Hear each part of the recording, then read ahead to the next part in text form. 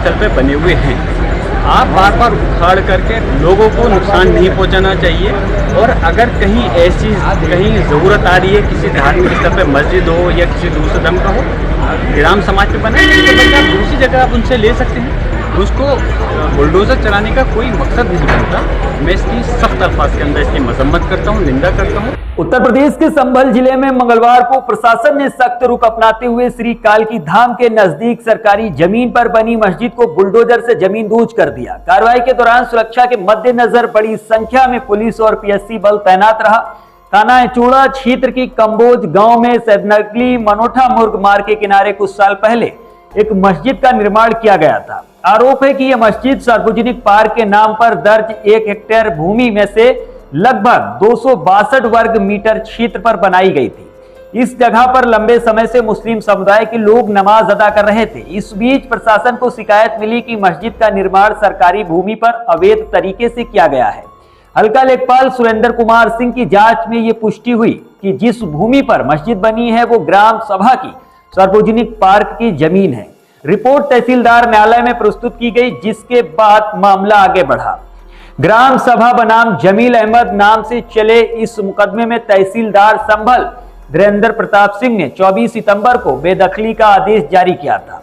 प्रशासन ने मस्जिद कमेटी से निर्माण हटाने का कहा था। उस समय मस्जिद की एक दीवार तोड़ दी गई थी, लेकिन निर्माण पूरा नहीं हटाया गया था। सरकारी भूमि से अतिक्रमण हटाने के लिए नायब तहसीलदार दीपक जुरेल के नेतृत्व में प्रशासनिक टीम गठित की गई। टीम में कई राजस्व अधिकारी और लेखपाल शामिल थे। मंगलवार को दोपहर 2 बुलडोजर लेकर टीम मौके पर पहुंची। इस दौरान थाना प्रभारी मोहित काजला, सीओ असमोली, कुलदीप कुमार सिंह, पुलिस बल और पीएससी के जवान मौके पर मौजूद रहे। सरकारी भूमि पर बनी मस्जिद को ध्वस्त करने के लिए 2 बुलडोजर लगाए गए। माना जा रहा था कि निर्माण हटाने में कई घंटे लगेंगे, लेकिन मात्र 20 मिनट में ही पूरा ढांचा गिरा दिया गया। जैसे ही एक दीवार पर बुलडोजर चला, पूरा निर्माण हिलने लगा और देखते ही देखते लिंटर सहित मस्जिद ढह गई। ध्वस्तीकरण के बाद प्रशासन ने तुरंत मलबा हटवाने का आदेश शुरू कर दिया। कई डंपर लगाकर मलबा हटाया गया और देर शाम तक अधिकतर जगह को साफ कर दिया गया था। मस्जिद को गिरा दिया गया है, लेकिन कार्रवाई अभी पूरी नहीं हुई है। मस्जिद से सटे करीब आधा दर्जन मकान भी सरकारी भूमि पर बताए जा रहे हैं। इनके खिलाफ मामला तहसीलदार न्यायालय में विचाराधीन है। नायब तहसीलदार दीपक जुरेल ने बताया कि सार्वजनिक पार्क की भूमि पर अवैध निर्माण किया गया, जिसे मंगलवार को पूरी तरह से हटा दिया गया है। मकानों का मामला अदालत में लंबित है। उन्होंने कहा कि सरकारी भूमि पर किसी भी प्रकार का अतिक्रमण बर्दाश्त नहीं किया जाएगा।